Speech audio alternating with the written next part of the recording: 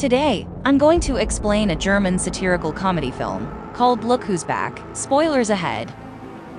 The beginning of the movie is set somewhere during the Second World War in Berlin. The Führer Hitler is with a behavior coach named Keppel. Hitler expresses his disagreement with the gesture of people's greeting to Keppel. He complains that though the Nazi salute is out-fashioned, people need to at least raise their hands up to the wrist and show respect. Then he narrates that he has done everything humanly possible to destroy the foundations of the enemy who desecrated their soil. He finds Germans' existence incomprehensible, and finds it alarming that he is here too. In the following scene, he wakes up on the ground somewhere in a forest. Looking up to the sky, he sees that the enemy aircrafts are missing, and guesses that they might have taken some rest. Suddenly a ball comes bouncing towards him and stops just at his side. He raises himself and heads towards a building past the bush. He is then approached by 3 young kids who question him if he is okay. Hitler looks at them and thinks that they are the future of the nation. He then asks them the way to the street. In that instant, a reporter, Fabian Sawatzky, is filming the kids with his camera. Hitler is seen on the far side of the screen. He picks up his army cap and says to himself that he should go to the Führer bunker. Hitler gets to the street and is amazed by people riding mono-wheeled bikes. He finds people capturing him on their cameras, and expresses that though the rumble went, people have gone mad. Then he feels a modern car by his hand and questions himself if he fell into a coma and missed the victory. He realizes that he is not aware of his situation entirely and alerts himself to collect more information. Then he asks the man about the location of Chancellery, but the person instead asks him for a picture. He gets disturbed by the camera's flashes as people come near him and take photos and turns confused by the unusual events around him. He concludes that something went out of hand in this place as Hitler walks away. He finds a woman speaking in German on her phone. He comes closer and asks her about the current date, but the woman is terrified and sprays his eyes. Hitler cries in pain as his eyes get reddish and his vision gets blurred. He stumbles and walks to a newspaper shop nearby. He gets shocked to see the date, October 3rd, 2014, written on the paper and falls to the ground at once. Somewhere else, the boss of a TV station, Karner, praises Mr. Christophsen Senbrenner for his excellent job as the deputy's head. He proposes a higher solution, but instead announces another worker named Ms. Katja Bellini as the managing director. Due to this, Christoph is shocked and dissatisfied. He comes to his office and vents his anger out at a struggling filmmaker named Fabian. Despite Fabian's best attempts to convince his boss, he gets fired and thrown out by the guards. Sometime later, Hitler wakes up at the news shop and asks the owner about the date. He confirms that it is, in fact, 2014. A confused Hitler questions if the shopkeeper has kidnapped him and suspects that this is all a trick play of the enemy's secret service. He threatens to kill the shopkeeper if he is working for the enemy, but the shopkeeper gives him a bar of chocolate instead. Hitler opens it after quite a struggle and sniffs it. He declares it to be industrially pressed green and questions the shopkeeper if there is still a shortage of bread. The shopkeeper asks Hitler if they are filming a documentary somewhere nearby, mistaking him for an actor. The shopkeeper then says that he looks exactly like the Führer, to which Hitler replies that he is the Führer. After that, Hitler sees the Turkish newspaper and asks if the shopkeeper has Schirmer or Panzerbar. The shopkeeper says that he has more Turkish customers. Hitler is astonished at the presence of Turkish people in Berlin. He then starts collecting information from the newspaper while reading it. He assumes that he didn't win the war in the past, and Germany was given to the hands of clumsy women, having the charisma of a wet noodle. He further laments the existence of Poland and concludes the war to be a total waste.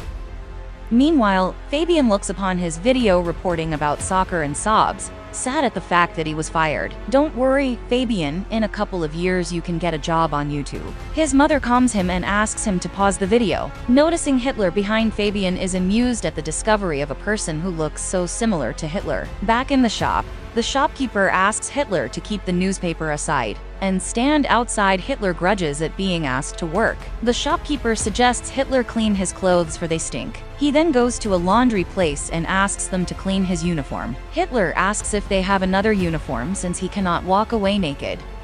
Hitler doesn't understand that he's in modern-day Germany now, and nudity is no big deal. Next, we see Hitler walking to the news cellar with jeans and a sweater on. Hitler's look in Busen. Fabian, on the other hand, has somehow managed to find him and is waiting for him in the shop. After getting a look at Hitler, he is amazed at his appearance. Fabian asks Hitler if he can film him as he marches through modern Germany. Hitler agrees with the idea.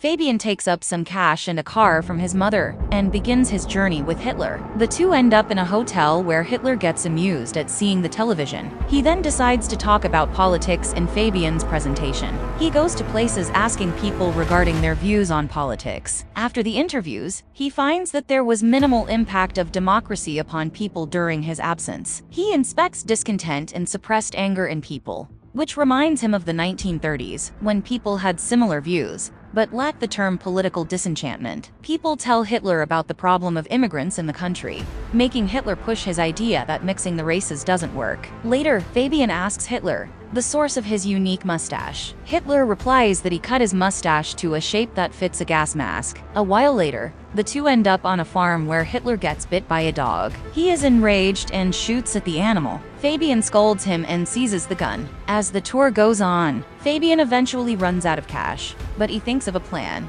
and convinces the passers-by to have their sketches drawn by Hitler. Hitler finally gets to exhibit his creative side and draws sarcastic pictures which people find funny and pay for. They continue their trip after collecting enough money back in town. Fabian shows a clip of Hitler to Christoph. The video has a lot of views as Fabian has uploaded it to the internet. Christoph is impressed by the large number of views on the video. He asks Fabian for Hitler's name and contact number. After meeting him, Christoph suspects Hitler to be a lunatic and asks Fabian to take him away from his office before leaving. Hitler enters the director's office and asks her to save Germany together with him. Interested by the idea, Melanie asks him about the plan. She quickly asks her assistant to prepare a proper TV format for broadcasting the Führer. On listening to Hitler's idea, Fabian then threatens Christoph to give him his job back, or else he will take Hitler away. On hearing this, Christoph makes him a kitchen boy, promising to promote him when a new editorial post opens up.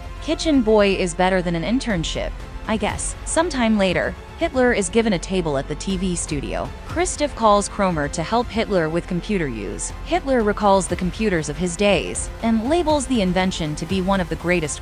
Meyer tries to sign up Hitler to email, but informs him that his name is already taken. Hitler grunts for others, stealing his name, and tells her to use New Reich's chancellery as he liked it. Christoph plans to put Hitler on a live comedy show called Whoa, Dude. He is still salty because Bellini got a promotion instead of him, and intends to create trouble for her. He intends to bring racism to the debate through sarcastic jokes on Jews, and throw out Hitler. The show starts, in which Sigmund, the host, calls for Hitler on the stage. The audience gossips about Hitler's appearance, but when Hitler gazes at the audience, the hall goes completely silent. Hitler soon breaks the silence, but does not read out the lines as scripted. He explains that he is to tell a joke about immigrants, but he is not going to do so. He says that a TV is a great invention of the human, but the shows broadcasted are nonsense. Clearly, Hitler hadn't seen Game of Thrones yet. He sheds lights on problems like poverty and unemployment, and forecasts that the people of the country are heading towards the abyss without noticing it. Hitler vows to fight against the TV,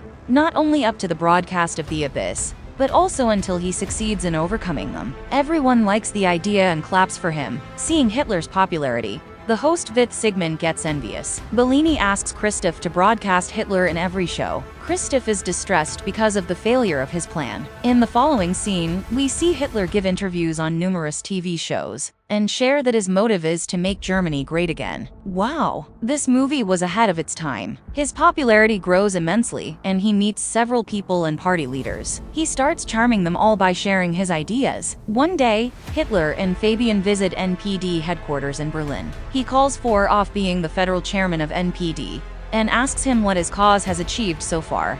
Hitler belittles him and says that they have wasted enough time, and the movement is taken aback by decades due to their words. Christoph gets excited and happy when the cops and District Attorney DA appear at the TV studio. They explain that they are here for a complaint of charging violation of hate laws. Bellini asks what they are to do then. Quickly, Christoph pops that they might need to cancel the Führer show. The D says that they can keep the broadcasting on. Bellini takes a sigh of relief, while Christoph fakes his smile. After the D leaves, Colonel Meyer hands over a letter to Christoph, stating the payment of the dog which Hitler had shot earlier in his trip. Christoph receives the letter happily, believing it might be a way to cause trouble. Next, Hitler is put on a TV program where he is asked direct questions about his different roles in the war. Hitler responds that he wants to reach out to people, but the interviewer tells him that all his deeds cannot be justified. He shows him the clip of him shooting the dog. The video disturbs the audience. Hitler is angered and threatens him that he would do the same to him. He further says that he will turn their studio into a parking lot for tanks. Christoph gets happier, seeing people's negative responses after the disastrous interview.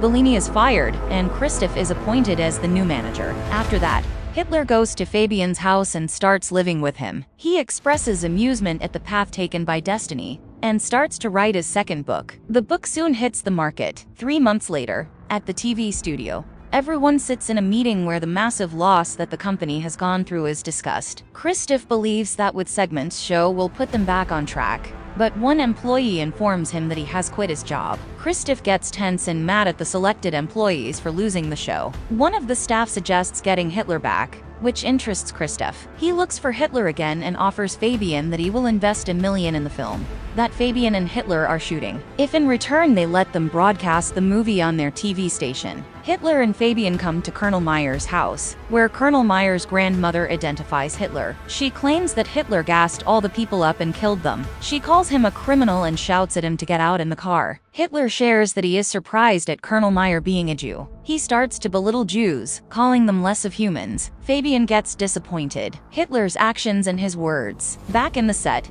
Fabian gets Hitler to replay how he got to the place. He asks Hitler what happened before the ball came rolling to him in the woods, but Hitler cannot remember it. Later at night, he walks off the set and is surrounded by some thugs. They call him the reason to take Germany back and give him a hard blow on his face. As Hitler opens his eyes, he finds himself in a hospital in front of Berlin. At the same time, Fabian looks over the footage of the video he captured about the boys in soccer. He watches it closely and finds Hitler rose from where he was lying. Fabian gets amazed at what happened before it. He quickly goes to the place and finds a board at the location, stating the historical location of Fuhrer Bunker. Fabian rushes to the hospital but does not find Hitler. Bellini says that he is headed to the shooting set. Fabian reveals that he is the real Adolf Hitler, but Bellini does not believe him. Fabian acts mad and tries to explain his theory hysterically. The guards try to catch him, but he flees. Fabian then reaches the set and aims a gun at Hitler. When asked about his identity, Hitler explains that he never claimed to be anyone else. Fabian says that Hitler is fooling people with his propaganda,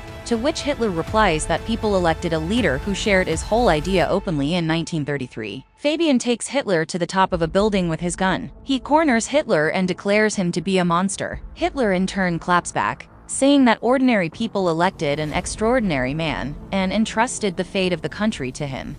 He explains that people chose him because they bear the same values in their inner hearts. An enraged Fabian shoots Hitler, making him fall off the building onto the street. Soon, Fabian hears Hitler's voice, who says that no German can get rid of him, and Hitler, who was just thrown down, appears right behind it again. Just then, Berliner calls for a cut in the studio, and everyone cheers for the shoot. Turns out that it was just a film shoot, and a random actor was playing the role of Fabian. Hitler then asks everyone to remember the comrades who could not be with them somewhere else. Kromer is sobbing, seeing Fabian through a hole in the mental ward. Hitler and Melina are busy giving autographs and interviews to people after the film booms as they pass by a car. The people on the street seem fond of Hitler and greet him with respect.